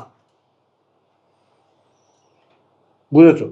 তো সে এরকম যে আচ্ছা তুমি বসো আমার কাছে, বসেছি, তুমি বিএনপি করে, আচ্ছা, তোমাকে কখনো খালেদা জিয়া দেখেছেন? করে না। তুমি কখনো খালেদা জিয়ার কাছে থেকে দেখেছো? কয় না। তিনি জানেন তুমি বিএনপি করো, গাইবান্ধার হাসিম বাজারের মোস্তাক আহমেদ বিএনপি করে, এটা তিনি জানেন। তো জানতে হবে কেন? Please don't take as a joke. তাহলে আমি স্বঘোষিত বিএনপি করি, এতে কারো কিছু যায় আসে না, আমি করি। কথাটা বুঝতে পারা গেল? আমি আওয়ামী লীগ করি, হ্যাঁ। তো এইটা একতরফা না? আখি তোর চোখ ঘুমায় নাকি তুইও ঘুমাস? দেখ তোর চোখ ঘুমায়। ওই যে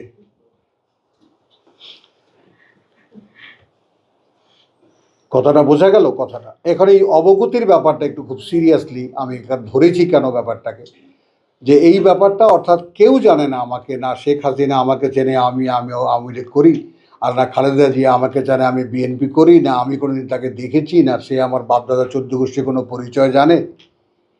ঠিক আল্লাহর সঙ্গে আমাদের সম্পর্কটা এইরকম। বলেন, কেউ চ্যালেঞ্জ করবেন?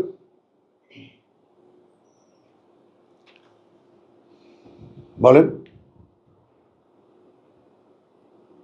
আমি একজন বিশ্বাসী, আমি মুসলমানের ঘরে জন্মাইছি, আমি আল্লাহকে বিশ্বাস করি, একতরফা ঘোষণা। এখন কোরআন যদি এটাকে সাপোর্ট করতো, অনুমোদন করতো, আমাদের তো একটাই উপায় জানার, তাহলে আমাদের কোনো আপত্তি ছিল না। ঠিক আছে, একতরফা ঘোষণাই হয়ে গেল। হচ্ছে না তো। কোরআন বলছে আল্লাহকে জানতে হবে, কারণ ওয়ামা ইউমিনু ওয়ামা ইন্নালিল্লাহ, সূরা ইউনূসের যে 100 কথা বলছো, ওয়ামা কানা লিনাফসিন আন ইউমিনু আন তুমিনা বিল্লাহ ইল্লা বিইজনিল্লাহ। কোনো ব্যক্তির পক্ষে আদৌ সম্ভব নয় যে সে আল্লাহতে বিশ্বাস আনবে যদি না অনুমতি হয় তার।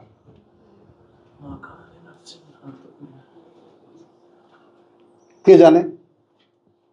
আদৌ কোনো ব্যক্তির পক্ষে সম্ভব নয় যে সে আল্লাহতে বিশ্বাস আনবে যদি না পারমিশন হয় তার। কে জানে?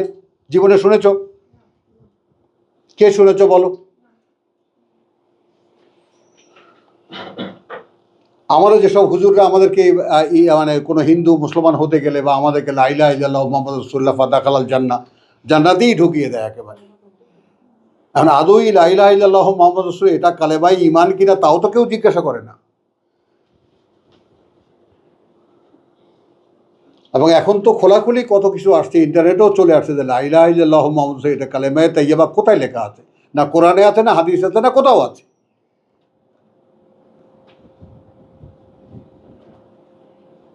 একটা কিছু কথা বলে আপনি যান, এখন বেশি বেশি গরু গোস্ত খাবেন, আপনি মুসলমান হয়ে গেছেন। তাহলে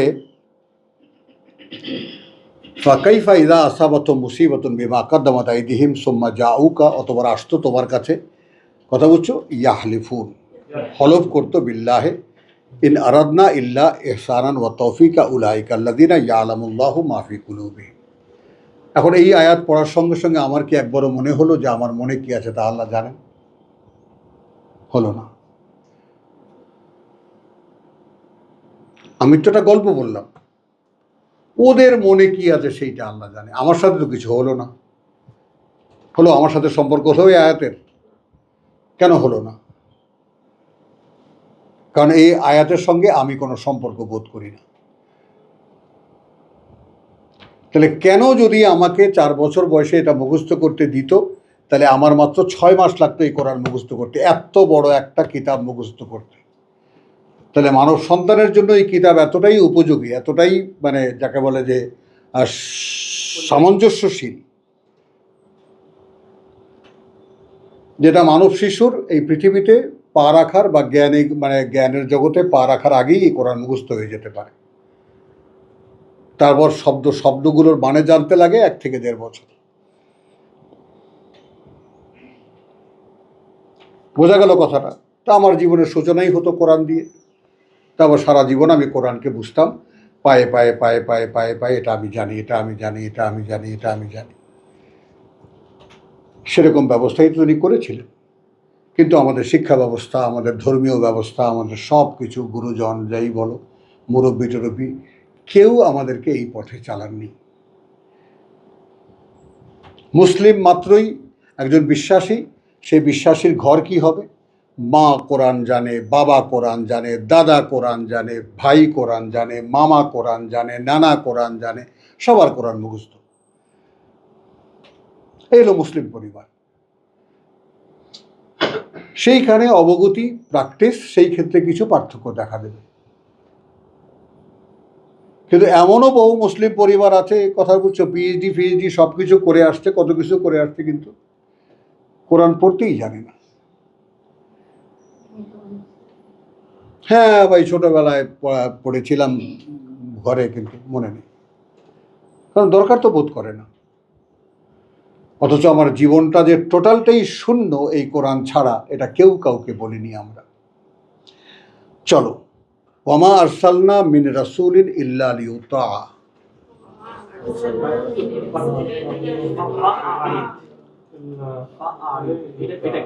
হ্যাঁ, ও ইন্নালিল্লাহ উলাইকা আল্লাযিনা ইয়ালামুল্লাহু মা ফি কুলুবিহিম ফাআরিদ আনহুম। এখন রসুলকে আল্লাহ বলছেন মুখ ফিরিয়ে নাও, ওরা এখন তোমার সাবজেক্ট না। ওয়াইজ হুম, বলতে থাকো, ওয়াকুল, এবং বলবে, লাহুম, সুবহানাল্লাহ, এইটাই বাদ দিয়েছিলাম, এবং বলবে তাদেরকে, ফি আনফুসিহিম, যে কথা তাদের মনের মধ্যে, কাউলান বালিগা, এমন এক কথা যেটা পৌঁছায় যায়।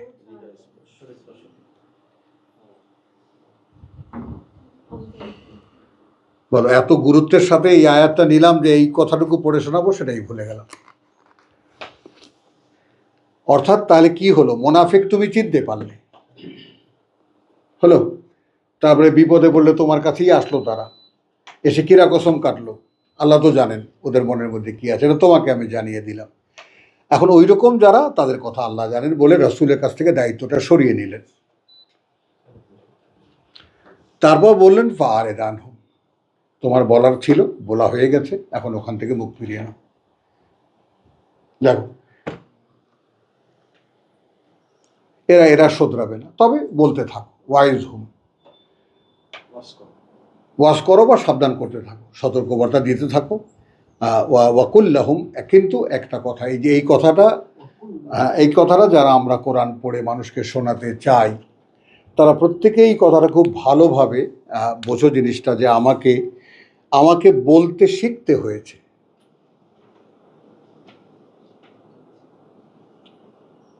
যারা যারা এটা প্র্যাকটিস করছো তারাও বুঝে না, যে কথা কাউলান বালিগান, যে কথা অন্তর পর্যন্ত গিয়ে পৌঁছাবে। বলো, বলবে তাদেরকে, কথা বুঝছো, তাদের অন্তরে বিশ্বাস নেই, সেইখানে যেন অন্তর পর্যন্ত গিয়ে পৌঁছায়। ওয়া আরসালনা মিন রাসূলিন ইল্লা লিইউতা। এখানে মিন বলে কথাটাকে স্পেসিফাইড করা হয়েছে। পাঠাইনি আমরা কোনো কালে কোনো রাসূল, হ্যাঁ, এছাড়া, লিইউতা,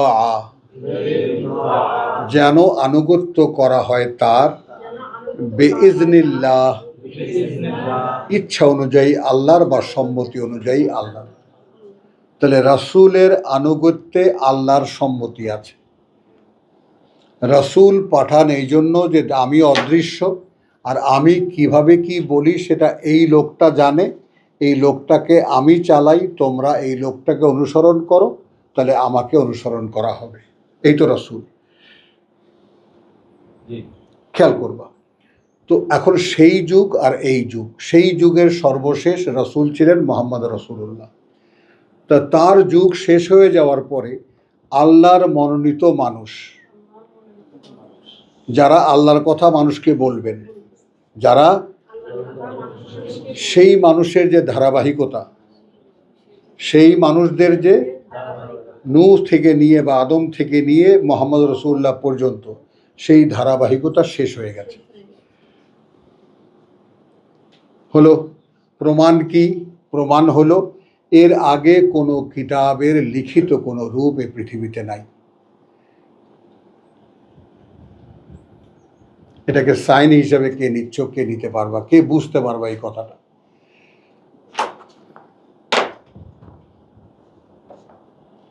তওরাতের পাথরে লেখা একটা কপি আছে, কিন্তু সেটা কোথায় আছে কেউ জানে না। ইনজিল একজন মানুষই একটা কিতাব, তিনি যা বলতেন তাই কিতাবের আয়াত। মুহাম্মদ রাসূলুল্লাহর কাছে ওহী আসতো, তিনি বলতেন, সেই ওহী আবৃত্তি করতেন, পরবর্তীতে তা লেখা হতো। তো এরপরে যে লিখিত কিতাব, এই কোরআনকে যারা জমা করলেন আল্লাহর ইশারায়, তো জমা তিনিই করালেন, জড়ো করালেন, আজকের দিনে আমাদের কাছে কিতাব আকারে তিনি এনে দিয়েছেন। এগুলো সবই আল্লাহ করছেন। কথাটা বোঝো তো। আমি এখানে একটা কথা বলি, পাশ্চাত্যের একজন বিখ্যাত ওরেটার, খুব আমার ভাই ওখান থেকে কানাডা থেকে বলছে যে আপনি অমুকের কথা একটু শুনে দেখেন। তিনি বলেছেন যে আপনারা সাহাবায়ে কেরামকে সন্দেহ করেন, সাহাবায়ে কেরাম যদি কোরআনকে শুদ্ধভাবে সংরক্ষণ না করতেন, আমার এই কথাটা সকলে একদম বলে না উর্দুতে কান খোল কর শুনলো,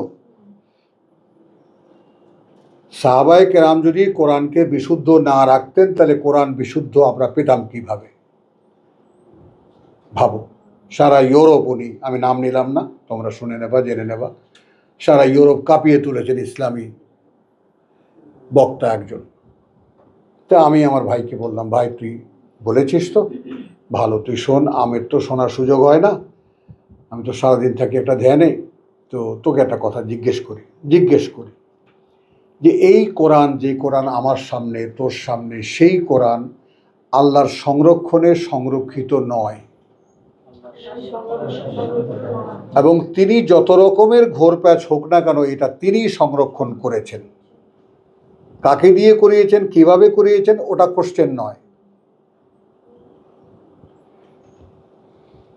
এইখানে কোন মানুষকে তিনি ব্যবহার করেছেন, কাকে করাননি, সেগুলোও ব্যবস্থা নয়। কারণ ওহির লেখক আছে, আমি নাম এসেও আমি চেপে গেলাম, কথা বলছি, ওহির লেখক এমন আছেন যারা পরবর্তীকালে ইসলামের দুশমনি করেছেন। কাজে এগুলো কোনো ক্যারিয়ার নয়। রাসূল বলেছেন আর সেটা লিখতে পারে বলে তিনি কেউ একজন লিখেছেন, সেটা কোনো ক্যারিয়ার হয়নি। তো এই কিতাব আল্লাহর সংরক্ষণে সংরক্ষিত নয়, এই কথা যার বিশ্বাসে নাই, তার কি আদৌ বিশ্বাস আছে? হ্যাঁ ভাই বলেন, লেবন সাহেব, এই কিতাব আল্লাহর সংরক্ষণে সংরক্ষিত, এইটা যদি কেউ বিশ্বাস না করে তাহলে কি আদৌ সে বিশ্বাসী? বলো। এখন এই যে চিৎকার করে বলছে লা রাইবা ফিহ, কই কেউ তো চ্যালেঞ্জ করতে আসে না যে আমি কোরআন থেকে আমি দেখায় দেব। ওই সেদিন দেখলাম ইউটিউবে না কোথায় জানো, যে কোন এক ফিল্মের ডাইরেক্টর, সে বলে কোরআনের ভুল ধরতে এসে আমি ফেঁসে গেলাম।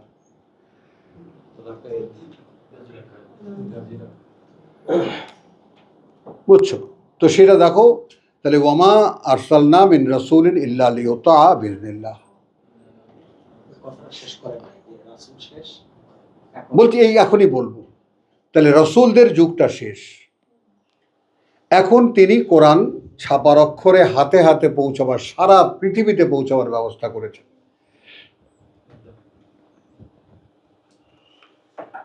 কথাটা খেয়াল করো। আর কোরআনের বিশুদ্ধতার একটা 100% পিওর একটা প্রমাণ হলো এই কোরআনই একমাত্র গ্রন্থ যেটা মানব শিশু মুখস্থ করতে পারে। বলতে পারলাম?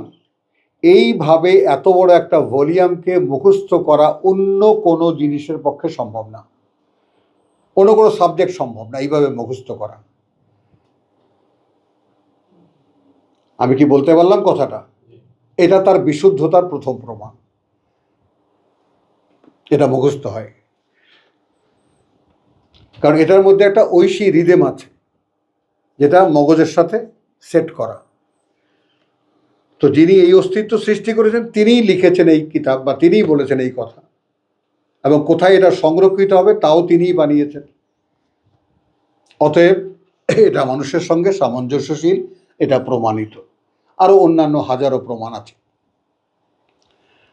তো ওয়ামা আরসালনা মিন রাসূলিন ইল্লা লিইউতাআ বিইযনিল্লাহ। তাহলে রাসূলদের অনুসরণ করা আল্লাহর অনুমতি সাপেক্ষে, এটা এছাড়া তিনি কোনো রাসূলকে কোনো কালে পাঠাননি। ওয়ালাউ আন্নাহুম ইযা যালামু, এটা একটা ওই স্থানীয় ঘটনা। যদি এমন হতো যে যখন তারা কোনো সর্বনাশ করেছে, খেয়াল করবা, আমরাও আমাদেরকে মিলিয়ে নেব এখানে। আমরাও যদি কোনো সর্বনাশ করি আমাদের, অর্থাৎ কোনো একটা ভুল চিন্তা করি, কোনো একটা ভুল কাজ করি, কোনো একটা ভুল পদক্ষেপ নেই, আনফুসাহুম, নিজেরাই নিজেদের জাউকা, আসতো তোমার কাছে। রাসূলকে বলছেন ভুল করেছে, অন্যায় করেছে, আসতো তোমার কাছে, ফাস্তাগফারু আল্লাহ, ক্ষমা চাইতো তারা আল্লাহর কাছে। কথা বুঝছো? ওয়াস্তাগফারা লাহুমুর রাসূল, এর পরের কথা কিন্তু, তারা ক্ষমা চাইতো আল্লাহর কাছে এবং ক্ষমা চাইতেন রাসূল তাদের জন্য আল্লাহর কাছে। এই সাক্ষীটাও খেয়াল করো। হ্যাঁ, তাহলে এমন না যে আমি অন্যায় করেছি, আমি রাসূলের কাছে গেলাম, রাসূল আমার জন্য আল্লাহর কাছে দোয়া করে দিলেন, হয়ে গেল কাহিনী, যেটা এখন প্রচলিত, হুজুর আমার জন্য দোয়া করেন।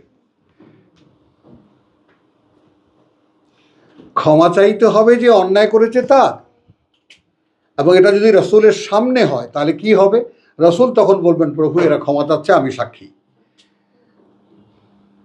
এরা ক্ষমা চাচ্ছে, আমি তার সাক্ষী। সিম্পল একটা কথা, কোনো হুজুরের কাছে দোয়া চাইতে গেলে, হুজুর আমাদের এটা দোয়া করেন। আচ্ছা ভাই তুমি দাঁড়াও, তুমি কি বলবা, কিসের দোয়া চাও? হুজুর আমি যেন পরীক্ষা পাস করি, বলো আল্লাহর কাছে। তো উনি যদি আল্লাহওয়ালা মানুষ হন, তখন তুমি বলবেন আমি সাক্ষী থাকলাম যে তুমি আল্লাহর কাছে প্রার্থনা করেছো, এখানে আমার কিছুই করার নেই। তিনি সঙ্গে সঙ্গে বলে দিতেন। আমি বলবো আর সেই কথা আল্লাহ মেনে নেবেন, এই গ্যারান্টি তোমায় কে দিল? কথা বুঝছো? ফালা ওয়ারাব্বুকা লা ইউমিনুনা হাত্তা ইউহাক্কিমুকা, এই কথা নিয়ে সারা পৃথিবীব্যাপী কত রকমের বিতর্ক। আল্লাহ বলে দিচ্ছেন যে অতএব নয়, শপথ তোমার প্রতিপালকের, তারা বিশ্বাস আনতে পারবে না, লা ইউমিনুনা হাত্তা ইউহাক্কিমুকা, যে পর্যন্ত না তারা বিচারক মানবে তোমাকে, ফি মা শাজারা বাইনাহুম,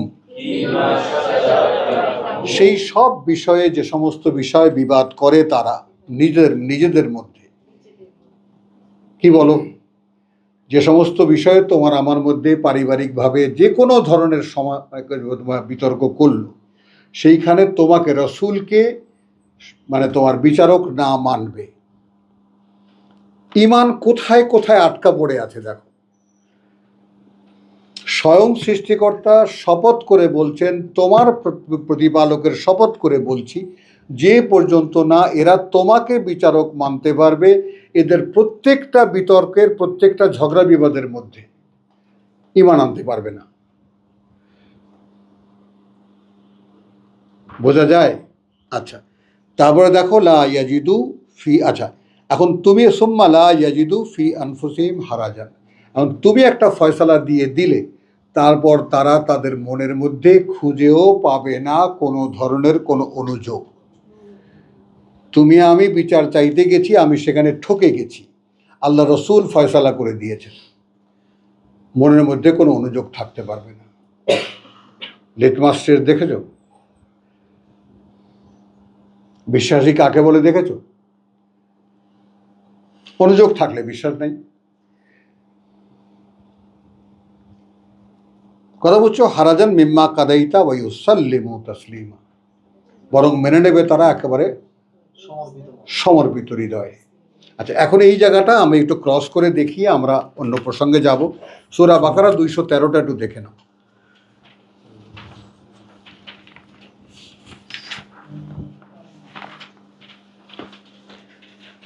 কারণ নাসু উম্মাতান ওয়াহিদাতান, ছিল মানুষ একসময় একটাই জনগোষ্ঠী ফাবাস আল্লাহুন নবিয়্যিন ওয়া মুবাশশিরিন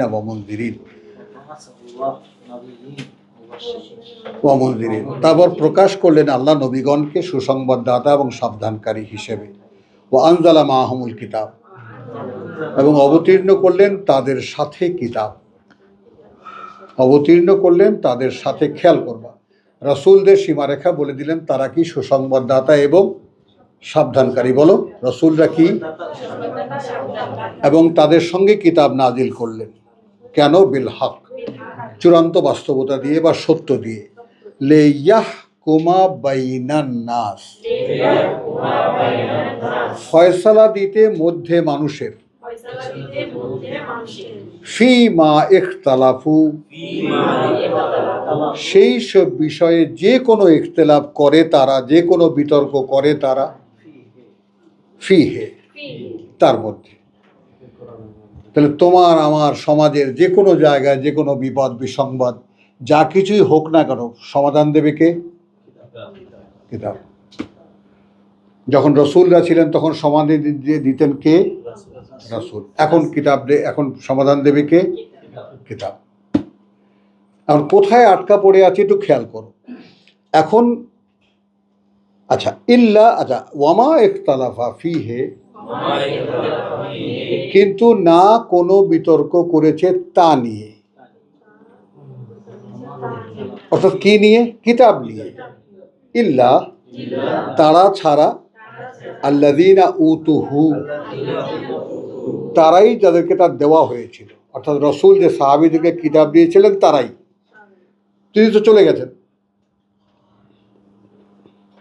বিতর্ক শুরু করেছে কারা? কিতাব নিয়ে যাদেরকে দিয়েছে। মানে আমাদের সমাজে এই যে এত সাহাবী গুণগান কেন জানো? এর পিছনে রহস্যটা এই, কেউ যেন ভুলেও কোরআন পড়ে না পড়ে তার আগেই জেনে যায় যে সাহাবীরাই মূল গণ্ডগোলের মূল।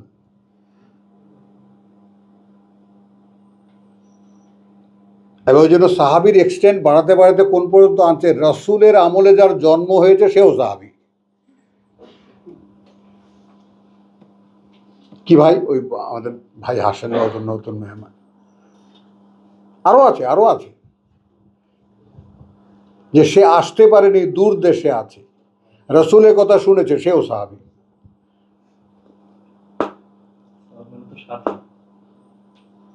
তুমি এত বুঝতে যাও কেন? বুঝেছ তো? তাহলে এখন তারাই গন্ডগোল শুরু করেছে। কেন? বাগিয়ান বাইনাহুম।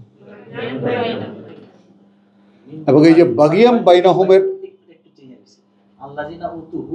মিন বাদি মা জাআতহুম আল বাইয়িনাত, তারপরে যে যখন তাদের কাছে কোরআন সম্পর্কিত সুস্পষ্ট সব অবগতি এসে গেছে, ওরে সর্বনাশ, এখানে তো মাতব্বরি করার জায়গা নেই। এখানে তো বড় হুজুর ছোট হুজুর মাজ্জা হুজুর হওয়ার সুযোগ নেই। তাহলে এটা বন্ধ করো।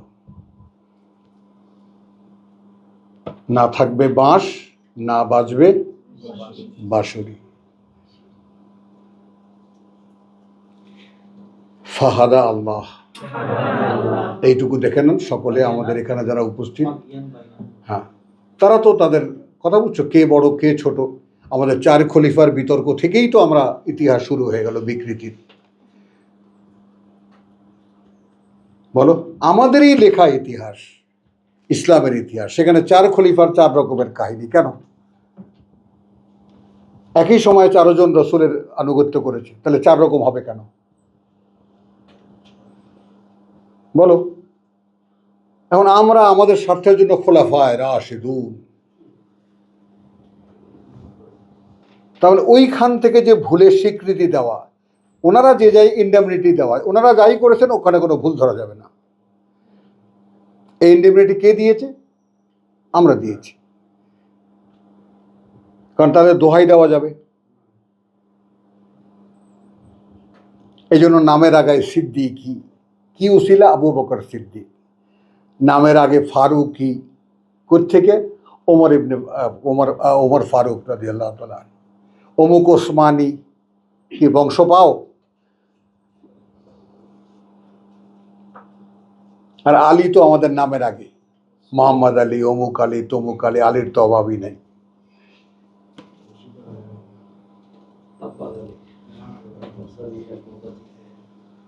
তো ফাহাদা আল্লাহ, তারপর পরিচালিত করেছেন আল্লাহ। ধীরে ধীরে ধীরে ধীরে, খেয়াল কর, আল্লাযীনা আমানু, তাদেরকে যারা বিশ্বাস এনেছে, লেমা ইখতালাফু, যাই বিরোধ বিতণ্ডা করেছে তারা, যাই বিরোধ মীমাংসা করেছে তারা, ফি হে, মধ্যে তার, মিনাল হক, নিয়েছে সত্য থেকে রায়, বিইজনিহি, এইখানে আল্লাহর সম্মতি আছে। তুমি আমি যদি একটা ডিসিশনে আসতে পারি যে আমার জীবনের যে কোনো ডিসপিউট, যে কোনো বিতর্কিত ব্যাপার, যে কোনো কিছুর সিদ্ধান্ত আমি কিতাব থেকে নেব, তাহলে প্রথম পদক্ষেপ হলো তুমি আল্লাহর পারমিশন পাচ্ছ। মানে কোথায় আটকা কে জানি আমরা এই ব্যাপারটা। আমার মনের মধ্যে ইসলাম সম্পর্কে, আল্লাহ সম্পর্কে, ধর্ম সম্পর্কে, আল্লাহ সম্পর্কে যত কোশ্চেনই হোক না কেন, সব উত্তর দেবে কোরআন। এখন এইটা যে প্রথমে অপশন দেবে যে হ্যাঁ আমি যে কোনো অ্যান্সার নেব কোরআন থেকে, সে প্রথমত কি পাবে? আল্লাহর অনুমতি পাচ্ছে। Yes, come and to know, এবং তুমি জেনে নাও। তো এখন সেই ইউনুসের 100 মিলল, মা কানা লিনাফসিন আন তুমিনা ইল্লা বিইজনিহি। কোনো ব্যক্তির পক্ষে এটা সম্ভব নয় যে সে আল্লাহর প্রতি বিশ্বাস আনবে যদি না অনুমতি হয় তার। তাহলে এখন এই কোরআন থেকে সিদ্ধান্ত নেব, এই ব্যাপারটা হলে কোরআনের ক্ষেত্রেও বিশ্বাসের সেই একই টার্ম কিনা? কারণ আমানতু বিল্লাহি ওয়া মালাইকাতিহি ওয়া কুতুবিহি ওয়া রুসুলিহি ওয়া বিল ইয়াউমিল আখির। আমানতু বিল্লাহি 90%, ওয়াল মালাইকাতে 2%। কি বলো? বানিয়ে দিলাম, আমি তাফসীর লিখলাম। হ্যাঁ, ওয়া কুতুবিহি 0%, কারণ কোনো ইউজ নাই তো এর। আমি তো কিতাব বিশ্বাস করতে বাধ্য নই। আমাদের ধর্মে বলেন বাধ্য আমি কিতাব জানার ক্ষেত্রে? দফলে বদল। তাহলে আল্লাহতে বিশ্বাস 90%, বা আরও বাড়িয়ে দেখুন আল্লাহর বিশ্বাস, আল্লাহর প্রতি 94%।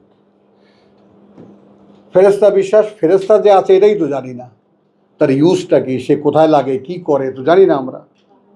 আচ্ছা ঠিক আছে, ফেরেশতা বলে, আচ্ছা লেগে 1%, 2%। বা কুতুবিহি 0, ওয়া রুসুলিহি এইটা 5%।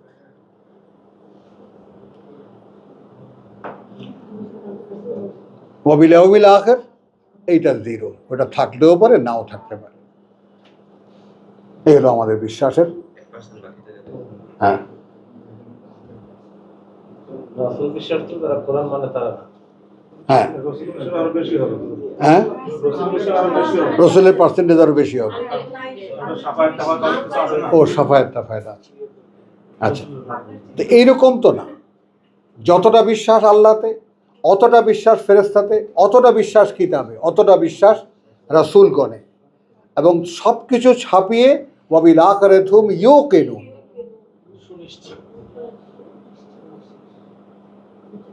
পরকালের ব্যাপারে আমি নিশ্চিত। তবে এই 4টা বিশ্বাসের মূল্য আছে, আর এটাও নাই, এটারও কোনো মূল্য নেই।